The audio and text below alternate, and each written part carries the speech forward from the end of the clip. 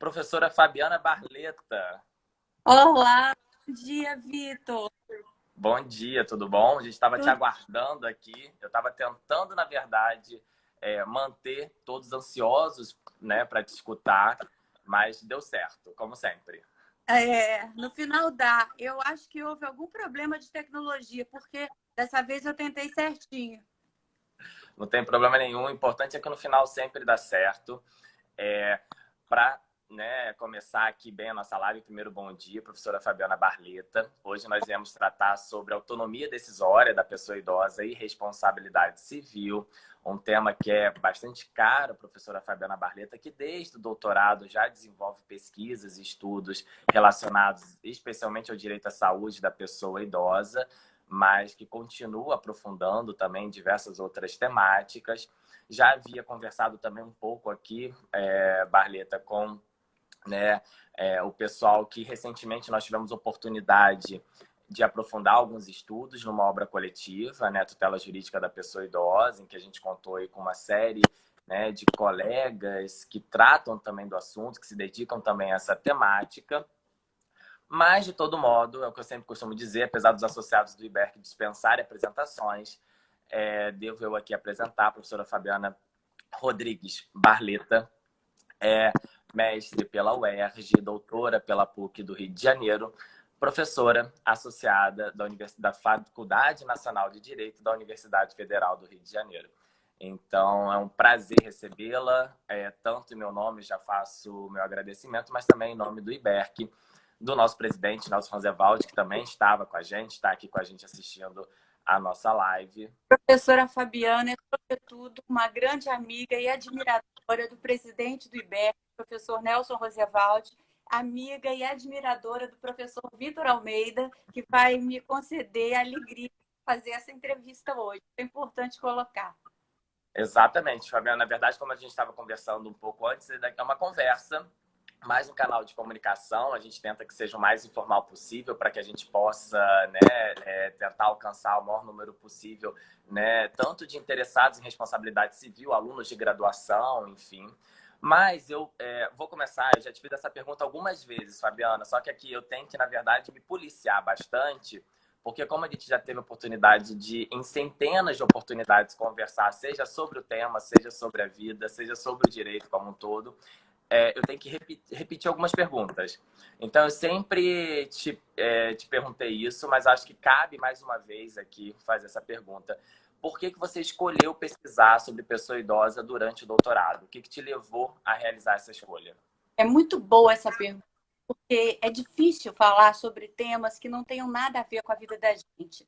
E eu não tinha noção do que era velhice. Eu não tinha noção de que a velhice é um mundo à parte, o mundo da doença. Porque quando a gente é jovem, a gente não tem nada. A gente não pode imaginar o que é estar numa cama de hospital, o que é ter uma dor, o que é precisar de um acompanhamento médico, de estar deficitário nas suas condições normais. E durante meu doutorado, eu vim para o Rio e comecei a conviver com uma amiga que morava aqui no Rio, que estava num momento muito difícil da vida dela. Ela estava internada.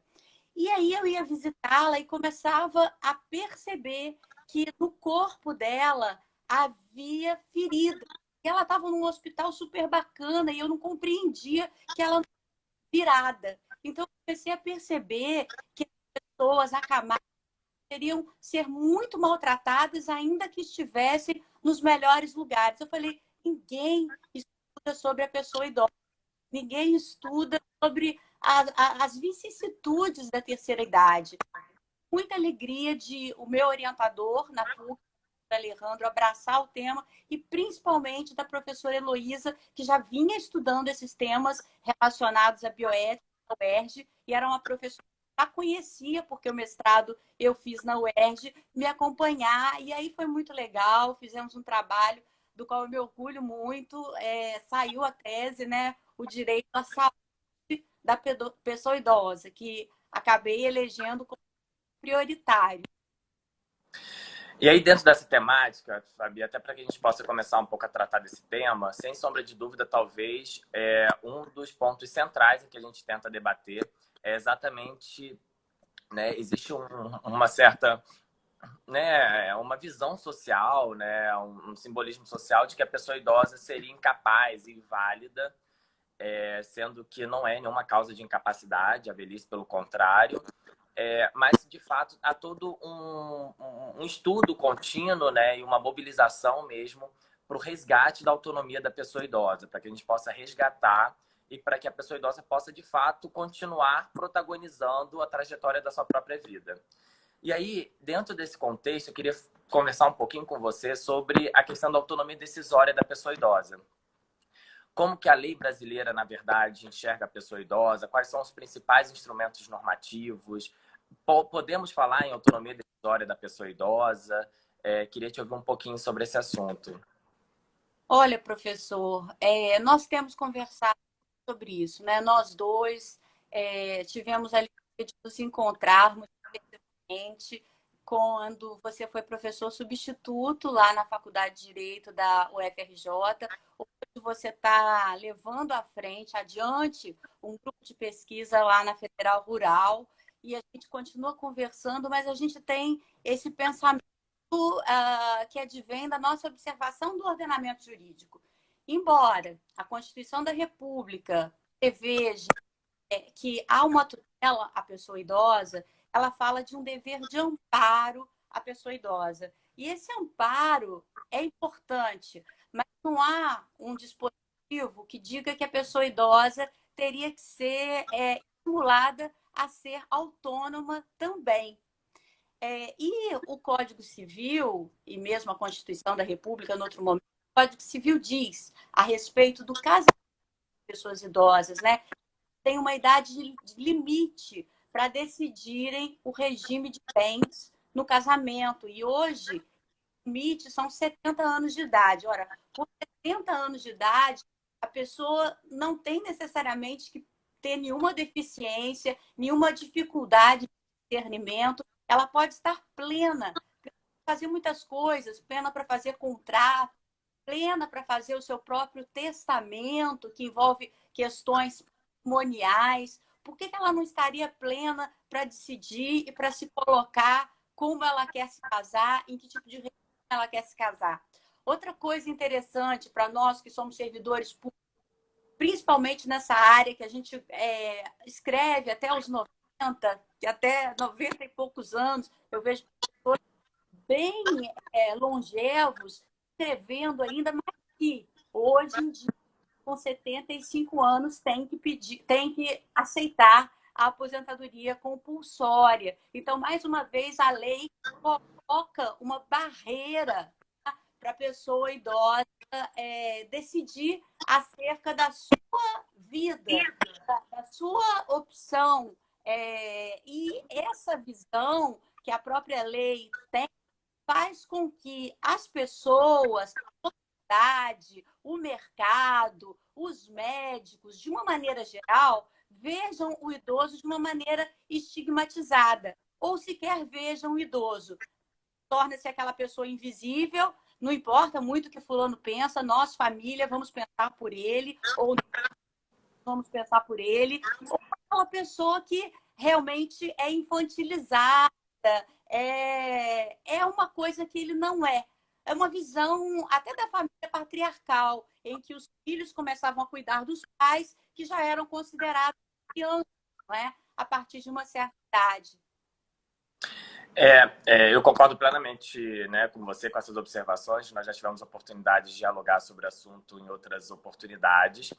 Mas um pouco dentro dessa linha, né, e aí há principalmente a partir, né, ainda em 94, né, com o Plano Nacional, depois com o Estatuto da Pessoa Idosa, que recentemente, né, festejou 15 anos, né, de vigência. Foi, inclusive, né, o mote central para que a gente pudesse elaborar a nossa obra coletiva. Você acha que, de alguma maneira, principalmente analisando o Estatuto do Idoso ainda, né? Quem sabe daqui a um tempo o Estatuto da Pessoa Idosa. Mas você acha que, de alguma maneira, essa legislação já resguarda a autonomia do idoso ou a gente ainda tem uma legislação muito paternalista? A gente ainda tem uma legislação que, de fato, ainda encontra alguns pontos que desconsidera a autonomia decisória da pessoa idosa? Olha, antes do Estatuto do Idoso, ele ainda chama Estatuto do Idoso, né? E eu creio que pessoa idosa tenha mais a ver com a questão da tutela da pessoa humana que nós temos na Constituição da República.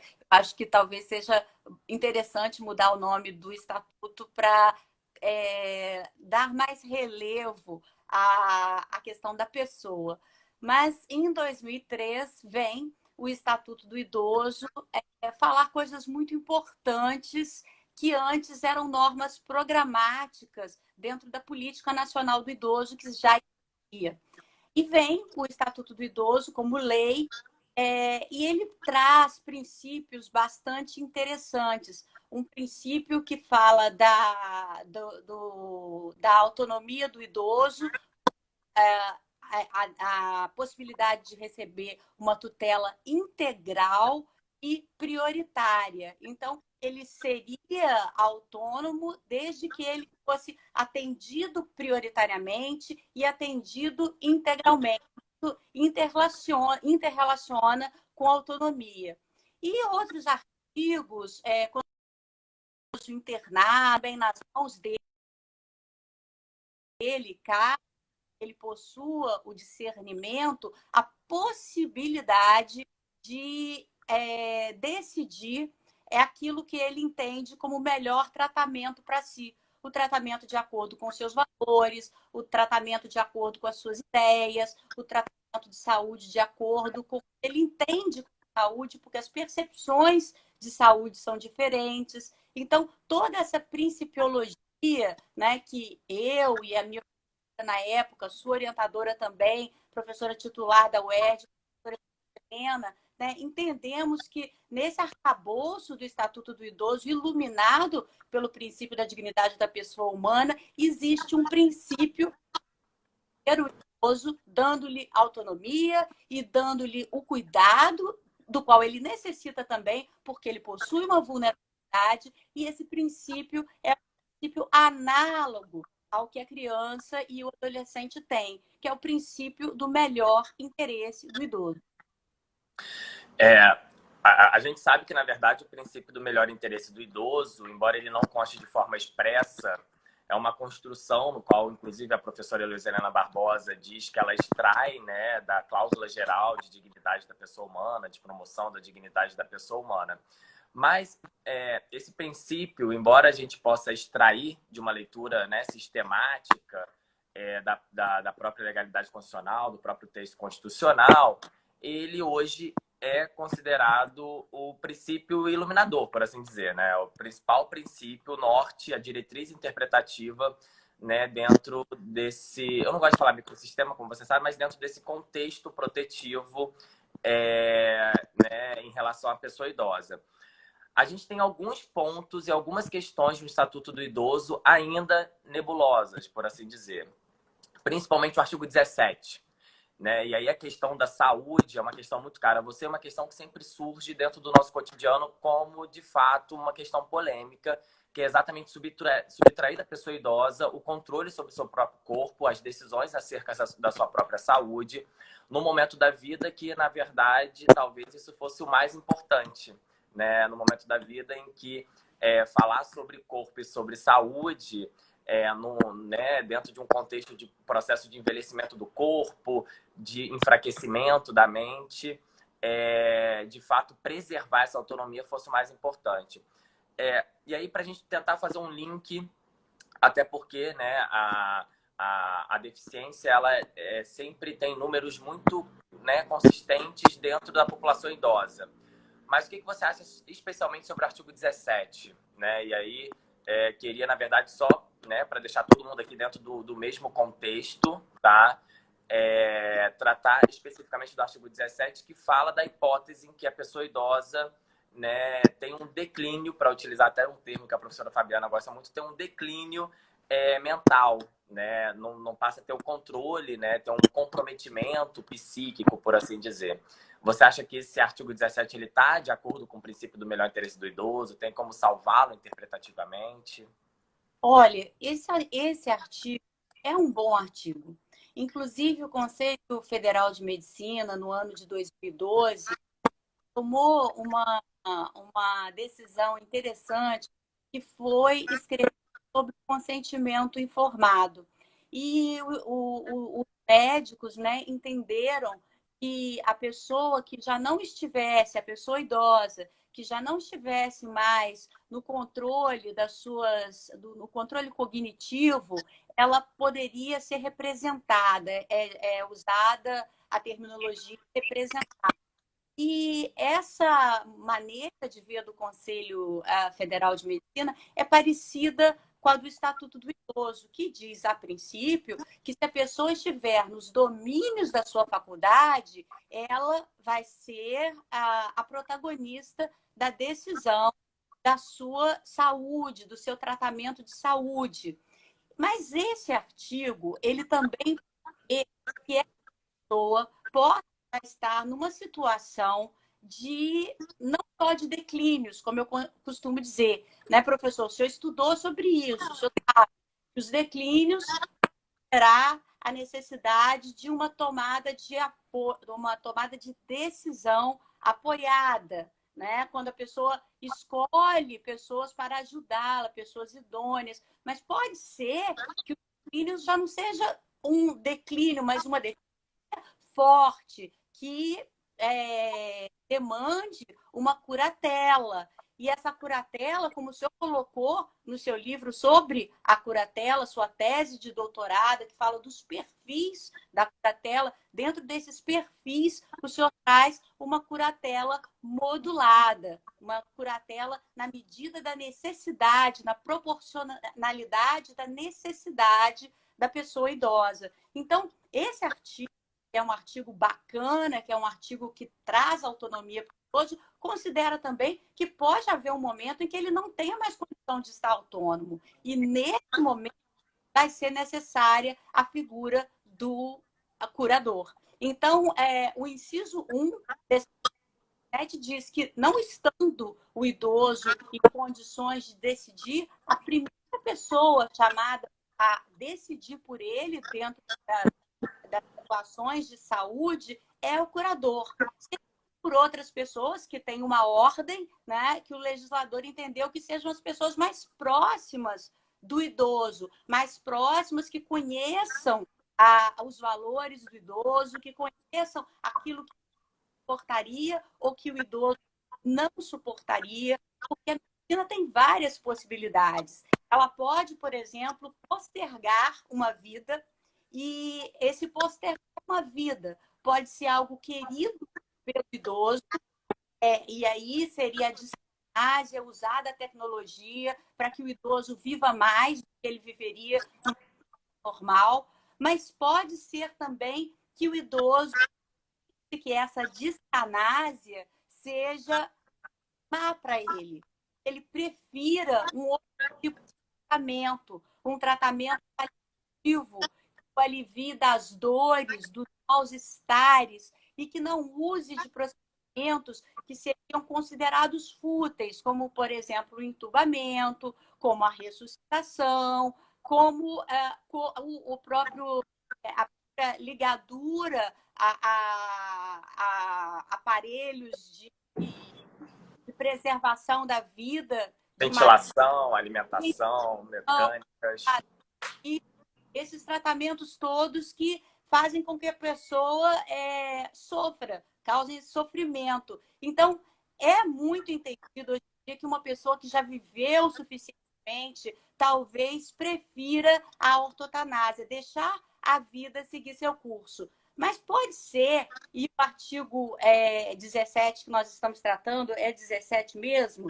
17, isso. 17 do Estatuto do Idoso, ele não trata de uma possibilidade que é bastante, que é de a pessoa já ter feito diretivas antecipadas de vontade, pensando que no momento posterior ela poderia estar incapaz de fato, incapaz de decidir sobre os da sua vida de maneira geral. Ela, por exemplo, se encontra num estado inicial de Alzheimer, sabe que daqui a um momento ela vai poder estar totalmente incapaz de decidir da sua vida, e ela escolhe os procedimentos que ela aceitaria passar, ou escolhe não passar, ou pede para que não haja procedimentos invasivos que coloquem numa situação de sofrimento. Ela pode decidir quem vai ser seu curador. Na tomada de decisão apoiada, ela também pode decidir quem são seus apoiadores, mas nesse momento já não é mais nem tomada de decisão apoiada, é uma curatela efetiva, porque não há mais capacidade decisória, cognitiva. Então, esse artigo ele é criticado em alguns pontos, creio eu, por faltar a tomada de decisão apoiada, não, por faltar as diretivas antecipadas de vontade. Eu acho que é um ponto ruim dele, porque ele é bom. O idoso que está pensando bem, com bom discernimento, ele decide e se ele não tem mais condições, há uma ordem de prioridade em que vão o curador, o parceiro próximo, até chegar ao médico quando não foi encontrada nenhuma dessas pessoas mais próximas ao idoso. Eu acho importante que a gente pode extrair da sua fala, primeiro, que o grupo populacional idoso é extremamente heterogêneo. Então, nós estamos falando de pessoas que podem estar enfermas, que podem estar doentes. Estamos falando de pessoas que podem ter algum tipo de deficiência mental ou intelectual, né? Alguma deficiência psíquica. Mas nós também estamos falando de pessoas que podem ter sua autonomia completamente preservada, né, e tá, né, no pleno domínio das suas faculdades mentais, né, para utilizar um termo um pouco mais antigo. Então, dentro dessa lógica, o artigo 17, ele precisa, na verdade, ter um olhar muito atento a cada uma dessas questões, até porque hoje, se ele lido conjuntamente com o Estatuto da Pessoa com Deficiência, também chamada de Lei Brasileira, né, de Inclusão, no qual restringe a curatela somente a questões, em regra, patrimoniais e negociais, nem sempre o curador hoje terá poderes, né, terá, né, na verdade, a ingerência sobre as questões relacionadas à saúde, coisa que até pouco tempo atrás era algo, né, mais do que pacífico. Você pensava em curatela, logo era o curador que deveria também tomar as decisões. E aí, dentro dessa seara, você tocou num ponto interessante, que são as diretivas antecipadas de vontade, porque é uma maneira, na verdade, de assegurar a autonomia, de preservar a vontade da pessoa idosa, mesmo quando ela apresenta, né, algum grau de comprometimento da sua, né, da sua condição psíquica. Só para fazer alguns comentários aqui bem pontuais, Barleta, antes da gente entrar mesmo no tema da responsabilidade civil, porque nós já temos alguns comentários aqui. O primeiro é do André, que diz que melhor que um fundo com biblioteca pessoal são 2 fundos com biblioteca pessoal. A gente combinou um pouco o cenário hoje, né? Mesmo sem querer, não foi planejado. Vocês podem ter certeza. Obrigado, André. O André sempre participa das nossas lives. O professor Palomares também falou que as políticas públicas são falhas na execução das belas leis que temos. E aí também vou querer ouvir um pouquinho de você, Barleta, sobre o assunto. Falta Educação diz que amou o seu livro, né, e ratifica aqui os sinceros cumprimentos e gratidão e deseja sucesso a nós dois. Muito obrigado, professor. E também deixo aqui um recado da Ivonilceia. Gente, às vezes eu não consigo pronunciar corretamente os nomes, tá bem pequenininho para mim. É de Goiás. É de Goiás. E conheço o professor Palomares também, tive a oportunidade de estar com ele na terra dele, fui super bem recebida e é uma honra tê-lo aqui. Muito obrigada. Então, a Ivone Sérgio disse que seu livro é excelente, que ela te mandou um direct, Barleta, mas quando for possível para você ler e responder, por favor, a Ivone Sérgio. São os 3 comentários que eu queria comentar com vocês. Então, fale um pouquinho, para a gente aproveitar esse comentário do professor Palomares, sobre a questão das políticas públicas, o que você acha que né, a gente comemorou no passado. Eu não gosto muito do termo comemoração, né? Porque a gente não pode comemorar isso. Mas a gente comemorou no passado 15 anos de vigência do Estatuto do Idoso. Desde os anos 90, a gente já tem leis protetivas, né?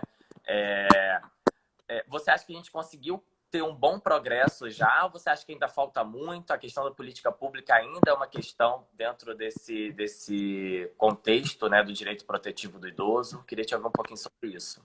Olha, quando eu escrevi doutorado, eu escrevi também sobre o SUS.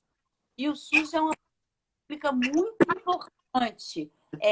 O SUS, ele abraça o idoso carente, o idoso não tem condições de ter plano de saúde, ou que opta por não ter plano de saúde, porque o basilar da saúde brasileira é que ela é direito de todos. Então, nós temos um sistema universal de saúde, pelo menos a priori, que deveria abraçar as pessoas idosas. E o SUS, ele tem os seus problemas, mas, por exemplo, agora, com a Covid, nós vimos o SUS funcionando. Felizmente, o SUS abraçou e muitas pessoas, né, que passaram pelo problema da Covid, talvez a grande maioria, até porque a doença atingia mais os idosos, eram as pessoas idosas. Então, as políticas de saúde no Brasil, eu creio que elas não sejam as ideais de países europeus, podemos pensar assim,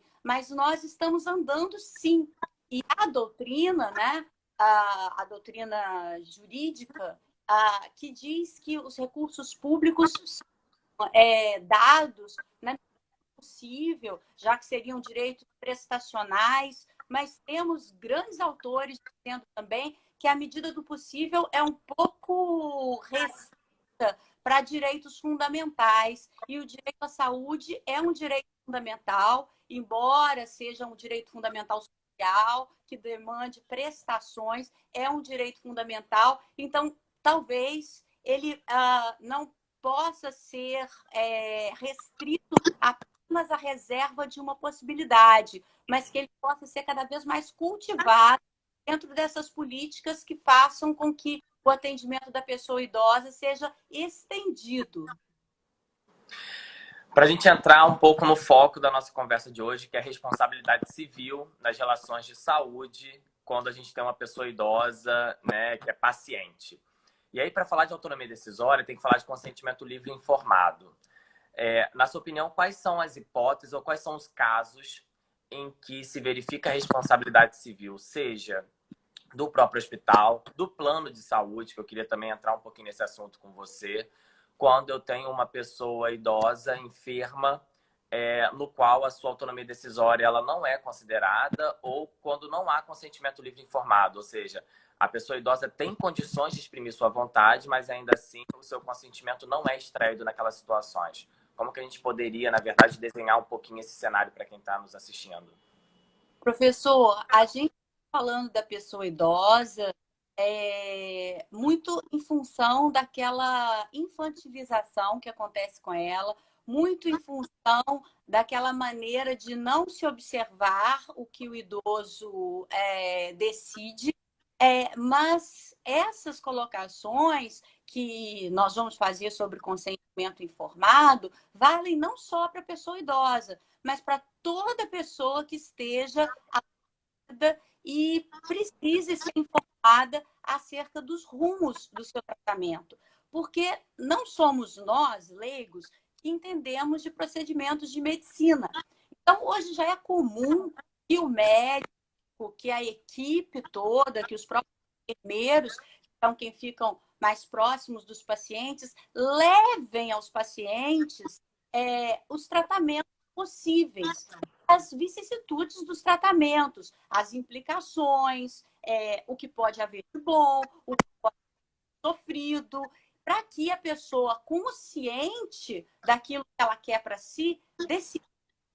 Então, as decisões das pessoas podem ser as mais díspares, porque elas têm a ver com a personalidade da pessoa, com aquilo que a pessoa entende de bom para si. E cada um tem um modo de ver a vida, ver aquilo que suporta, aquilo que não suporta, aquilo que quer e aquilo que não quer. Então, é direito de todo paciente, e dentro do consumo, já colocando nas relações de consumo, é direito de todo consumidor, atendido pelos planos de saúde, ter direito à informação clara, precisa, ostensiva, a respeito dos riscos, a respeito das implicações de um determinado exame, de um determinado tratamento, é direito.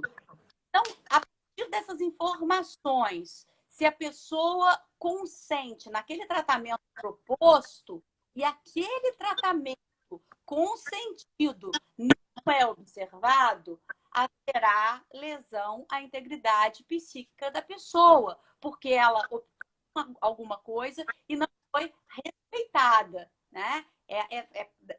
Emerge da sua personalidade essa capacidade de decidir. E se essa decisão não é respeitada, pode ser que ela consiga provar que houve um dano. E na existência do dano, ela vai ser compensada pelo sofrimento que tem.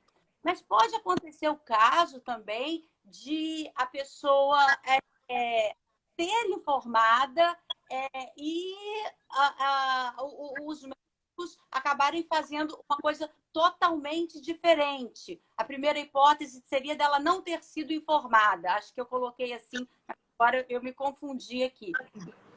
Foi isso mesmo. A primeira hipótese foi de ela não ter sido informada e a segunda hipótese seria de ela ter sido informada, de ela ter prestado consentimento ou de ela ter prestado não consentimento, dito, olha, eu não quero me submeter a esse tratamento, você médico, você passou as vicissitudes, as turbulências desse tratamento, eu prefiro não me submeter a ele, e ela é contrariada. E contrariada, evidentemente, ela acaba passando até pelos sofrimentos que ela não queria passar. Então, isso não é admissível, porque há, e até pelos próprios médicos, o entendimento que a pessoa tem o direito de decidir. Então, a gente se volta mais para o idoso, porque o idoso é uma pessoa que está numa fase muito próxima da morte. É muito mais comum o adoecimento no idoso. Essa pessoa idosa pode ser mais internada que uma pessoa de idade normal. Então, essa discussão é mais propícia para o idoso. Mas assim, Vitor, existem idosos que pensam de uma maneira diferente. Os idosos que querem viver mais. Então, os idosos que querem viver mais, eles têm o direito também que a tecnologia seja usada para cuidar deles. Não se fala de abandonar o idoso à própria sorte, de desistir do idoso enquanto ele está vivo, se houver possibilidade de mantê-lo vivo, querendo ele estar vivo, apesar de algum sofrimento a mais, apesar de um procedimento invasivo, vamos supor que ele queira, vamos supor que exista alguma coisa que ele queira vivenciar, o nascimento de um neto, o casamento de um filho, alguma coisa que seja importante para ele. Então, ele decide, não, eu vou me submeter a esse tratamento difícil. A gente vai fazer uma analogia com as pessoas que têm câncer. As pessoas que têm câncer sofrem muito. E muitas vezes elas optam por fazer tratamentos que vão prolongar sua vida. Por quê? Porque elas acham que vale a pena viver um pouco mais.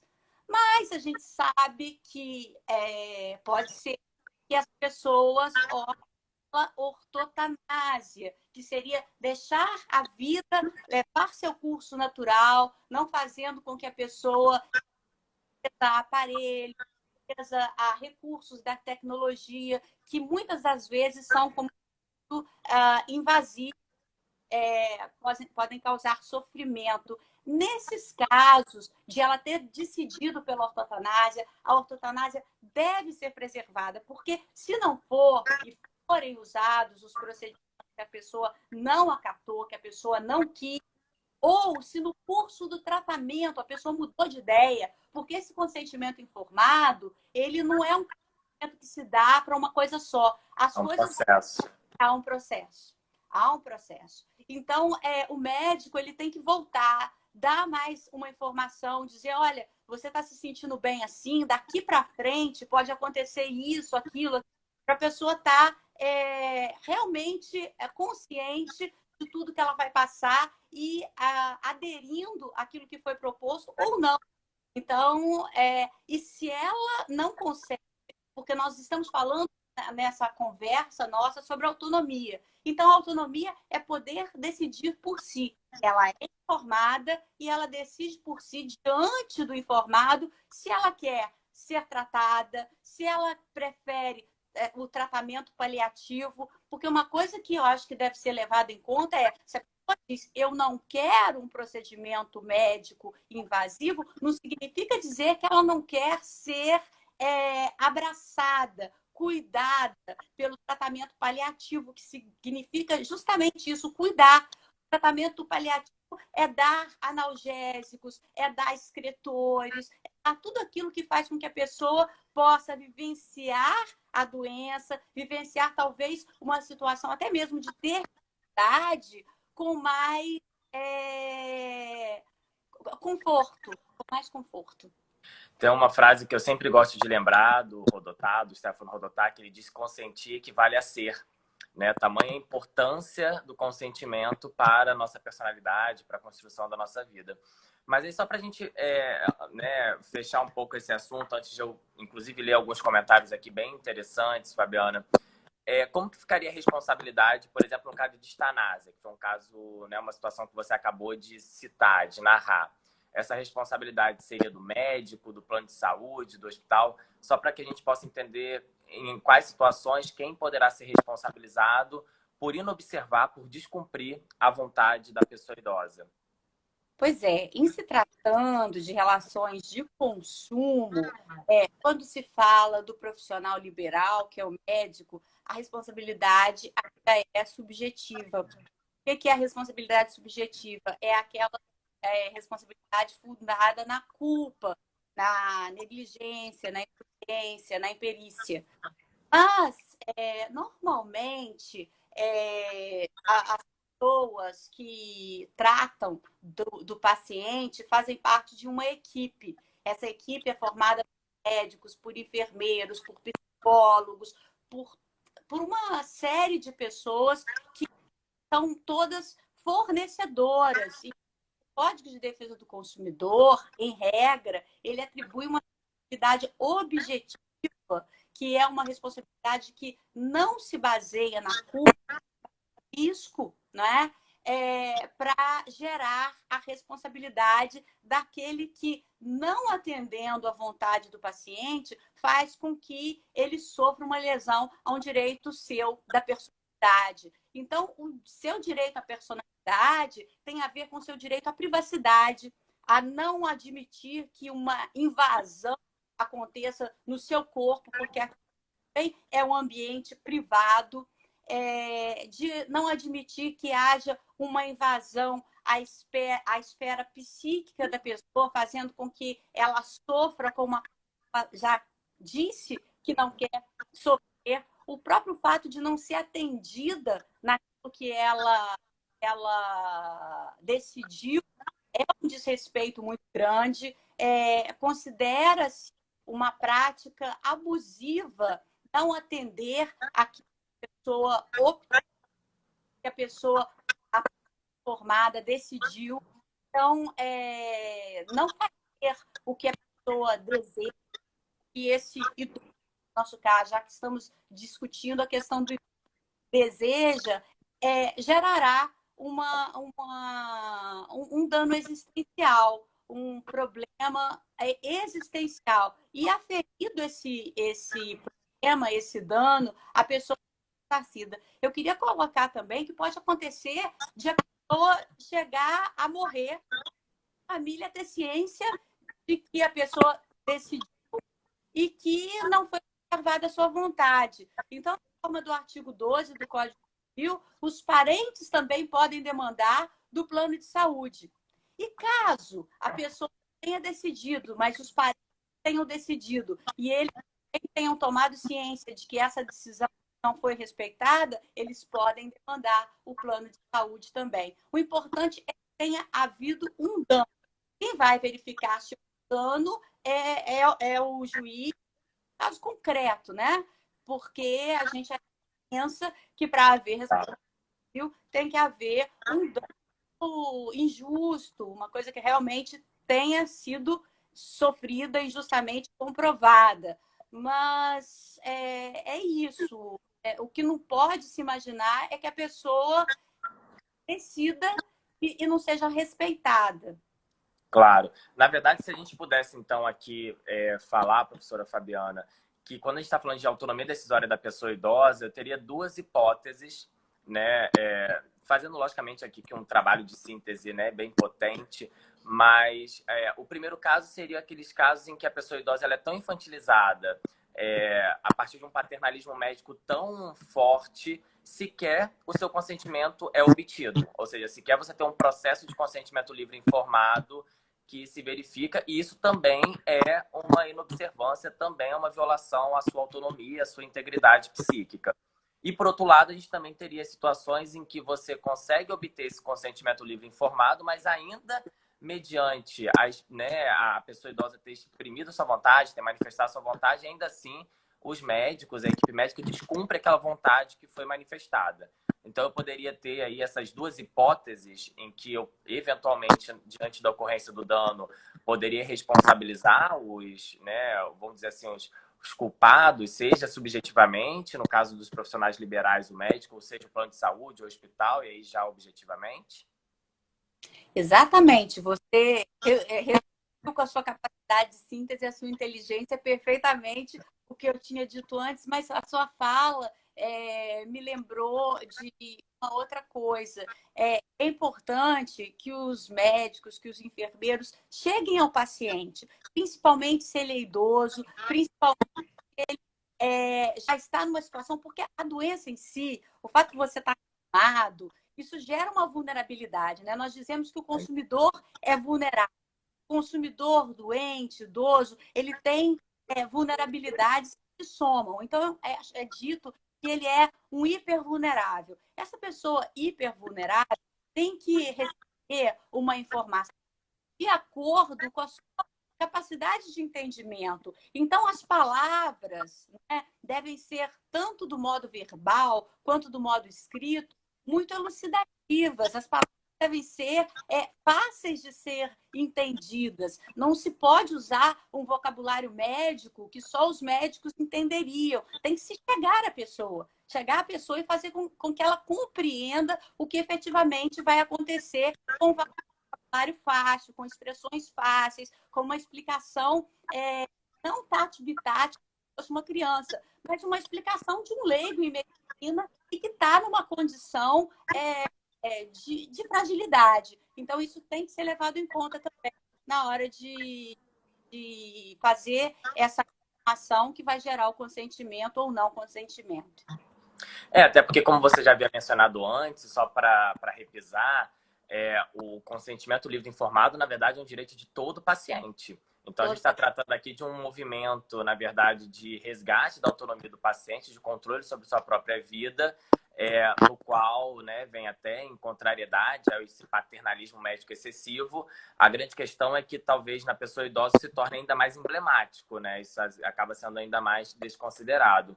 E aí eu tenho duas questões, ou na verdade, duas reflexões para fazer com você, professora Fabiana. A primeira delas diante desse contexto, nas hipóteses em que eu não consigo obter esse consentimento livre e informado, e aí talvez o Estatuto do Idoso nem tenha sido tão claro, mas a Convenção Interamericana de Direitos Humanos das Pessoas Idosas talvez sim, quando eu não consigo obter esse consentimento, quem seria a pessoa mais idônea? E a pessoa também não deixou essa vontade manifestada anteriormente, que você até comentou das diretivas antecipadas de vontade. São os familiares, é o curador? Quem seria a pessoa mais adequada para, eu não gosto do termo substituir a vontade, mas para poder decidir quando a pessoa idosa não tiver condições de exprimir sua vontade? São hipóteses muito comuns, infelizmente.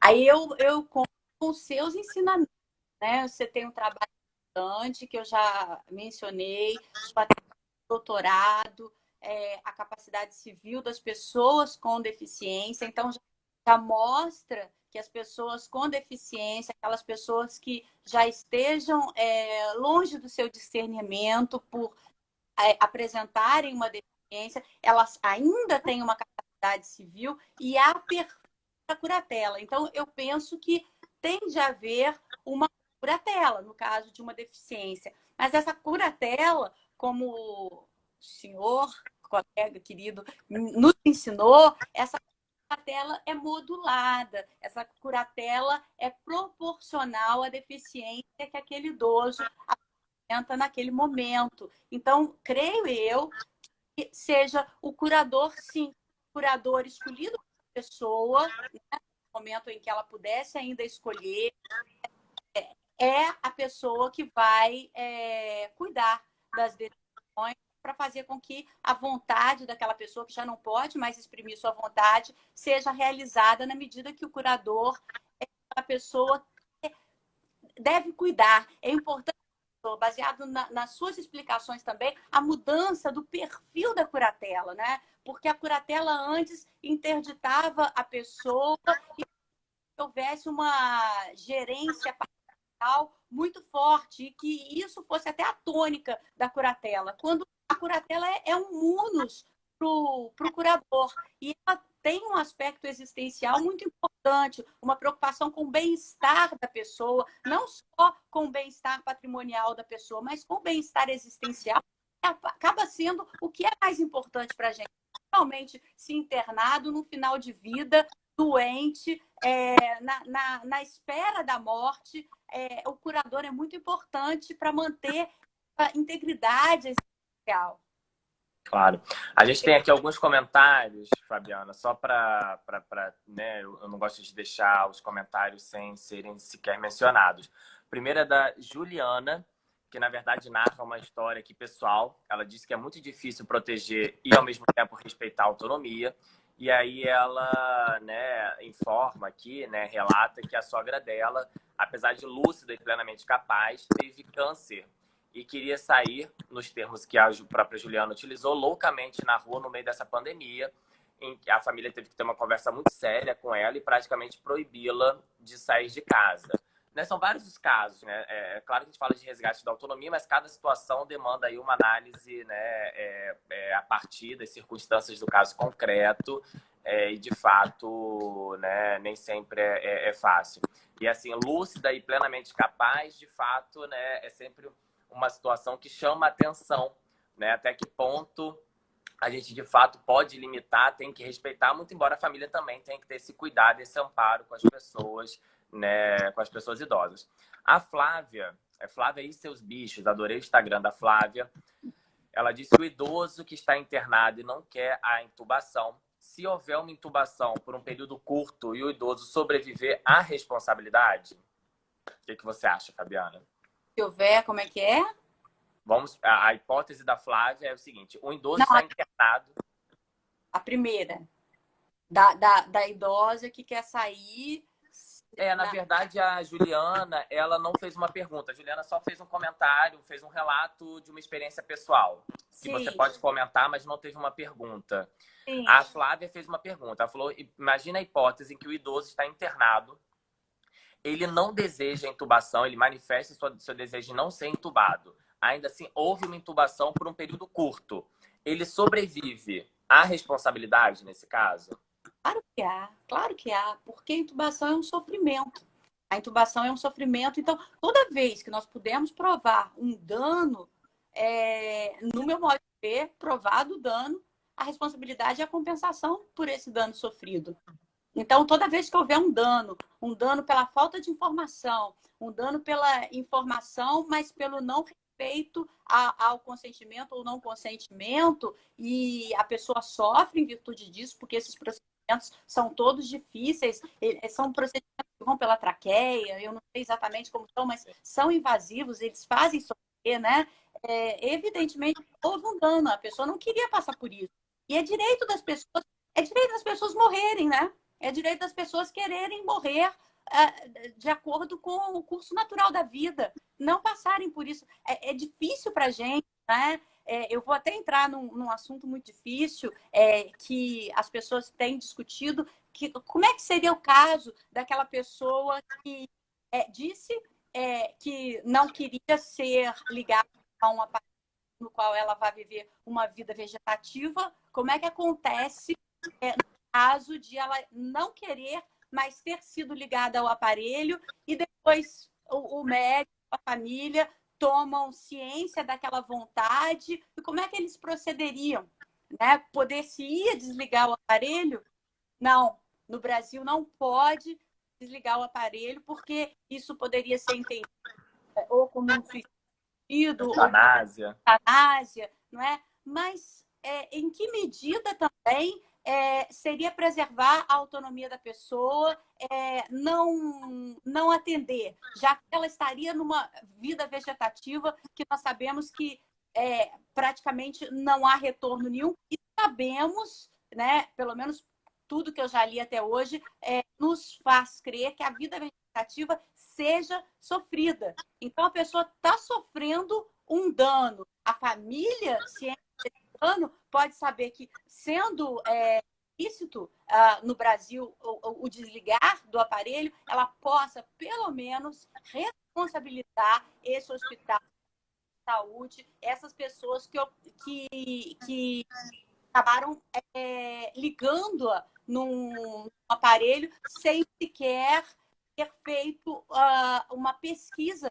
Se fala nesse sentido, o médico, a junta, os enfermeiros, eles têm que pesquisar se houve alguma manifestação da vontade da pessoa no sentido do que ela queria e do que ela não queria. Então, faz parte também do trabalho da equipe médica a pesquisa antes de se ligar a qualquer aparelho, para que não haja esse problema depois, porque depois de ligado não pode desligar, é o da nossa lei.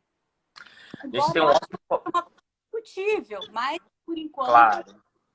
A gente tem um ótimo comentário aqui do Felipe Boring, que é defensor, foi nosso colega na FND, inclusive. Acho que no nosso período, né? Eu me recordo até do Gustavo Lívio, né? Que eu acho que pesquisou com ele. Ele foi um grande mentor do Gustavo Lívio, que foi orientando da Barleta, que foi um aluno meu, um amigo querido, hoje promotor aqui no estado do Rio de Janeiro. Mas ele parabeniza a gente pelos debates e diz que no dia a dia dele ele tem enorme dificuldade em caracterizar o erro médico por conta do corporativismo. Dificilmente um médico se dispõe a criticar outro médico. Isso é uma verdade, isso acaba, na verdade, dificultando que a gente consiga superar esse paternalismo médico, né, Fabiana? Com certeza. Eu agradeço, antes de tudo. Nunca podia imaginar que o professor Felipe ia estar a essa hora, né? Que é cedo, ouvindo a nós dois. Professor Felipe, muito querido, professor que tem um doutorado belíssimo na UF, professor super estudioso, autor de várias obras. Então, eu estou realmente orgulhosa, emocionada. Professor, infelizmente é isso, né? Na hora de ir o dano, fica difícil, porque os profissionais da saúde, e vamos ser sinceros, os profissionais de maneira geral, né? Mesmo na área do direito, mesmo nas outras áreas, há um corporativismo. Deveria haver um espírito de corpo bonito, mas o corporativismo faz com que outras pessoas sofram por não considerarmos o erro de um colega a afetar a outra pessoa, a causar um dano a outra pessoa. É o que nós temos que parar para pensar, porque há muito sofrimento e esse sofrimento fica encoberto por esse... E é difícil para o juiz chegar a uma decisão se há uma perícia desfavorável. Se o outro médico diz que não houve sofrimento, que não deu para sofrer, então lida com o dano, né? O dano tem que ser observado, querido como dano. Se não se provou o dano, realmente não há o que se responsabilizar. E esse corporativismo dificulta bastante. Temos um último, na verdade, um comentário. Fabiana, não é uma pergunta, do VSEnger07 ou VZenger07, não sei pronunciar. Ela fala que nós temos um problema bem significativo, que é a padronização dos termos de consentimento informado. Tem a recomendação 01 de 2016 do Conselho Federal de Medicina, que eu recomendo a leitura, mas de fato é uma questão. E assim, a gente pensa muito em consentimento livre informado como um termo que precisa ser padronizado, quando na verdade é uma relação comunicacional contínua, né? É um processo, portanto. Então, sempre é muito difícil você, de fato, né, colocar a termo tudo que você informou dentro daquele processo. Então, é muito mais uma relação sadia, harmônica, informativa, do que puramente um documento que foi assinado entre as partes, né? Se você puder comentar em um minutinho, que o nosso tempo está terminando já, Fabi. Tá boa a conversa, não tá? Tá ótima. Tá legal. Olha, eu acho que as pessoas devem se acautelar. Eu acho que nem tudo é possível que seja escrito. Então, eu acho que o enfermeiro deveria gravar. Deveria gravar ele conversando com o paciente, especialmente com o paciente idoso. Se fosse necessário, até para se acautelar, não mostrando ninguém, filmar que o paciente fizesse para ele se acautelar e para mostrar para as outras pessoas, olha, ele decidiu. Tem que haver a comunicação, e essa comunicação tem que ser do jeito que puder ser. A gente sabe que a pessoa, quando está doente, às vezes não consegue falar, mas ela consegue fazer gestos, não é? Então, eu acho que esses gestos devem ser levados em conta e as pessoas devem se acautelar para depois não serem processadas, não serem acusadas de um dano que elas efetivamente não deram prejuízo, que na verdade não houve, foi respeitada. Então, o consentimento ele tem que ser da maneira que der para ser. Realmente, a padronização ela é interessante no a priori, para dar uma nuance de como deveria ser aquilo. Mas aquele consentimento que a gente tem visto, que fala o nome da doença, que pode acontecer isso e aquilo, e não vê os dobramentos ou as outras possibilidades, ele realmente não é livre e esclarecido como a gente imagina que seja um consentimento informado. Exatamente. Fabiana, a conversa está ótima. Eu agradeço a todos os nossos, né, seguidores aqui. Agradeço os parabéns da Suzana, do Rafael, da Juliana, da Viviane Senger, aprendi o nome dela, do André, que está sempre presente. Sei que é muito difícil para a professora Fabiana acordar tão cedo. A gente tirou a Fabiana hoje da cama para conversar com a gente, mas foi um prazer. Eu queria muito ter tido essa live há bastante tempo. O tema é inesgotável, a gente estuda ele já há muitos anos e continuaremos a estudar durante muitos e muitos anos. Então, muito obrigado em meu nome. Foi ótima essa conversa de manhã. Obrigado pelo nome do IBERC. E, enfim, espero vê-la em breve, presencialmente, nos eventos, tantos eventos que a gente já participou. Né? E por enquanto a gente continua assim, virtualmente. Eu te agradeço, Vitor, agradeço ao professor Nelson Roosevelt, presidente do nosso querido IBERC, e é você que está com pesquisas, né, interinstitucionais das nossas instituições.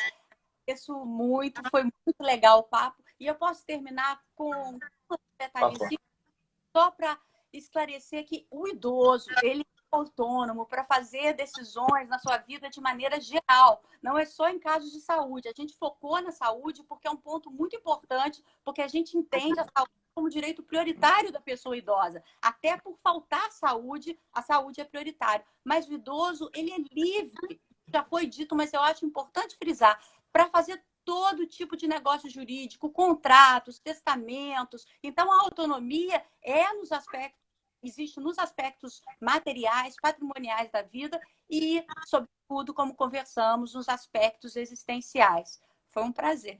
Foi um prazer. A Fabiana sabe que tem uma frase que eu adoro, que eu, inclusive, foi epígrafe do nosso livro em conjunto, um autor chamado Bruno Lima. Pode mostrá-lo para o pessoal, caso... Pode mostrar. As pessoas, quem sabe, elas gostem do tema. Claro. Aí, gente... Essa é a obra que a gente publicou no ano passado, tem a presença do professor Nelson Roosevelt, mas eu termino exatamente com a frase que é a epígrafe do livro, que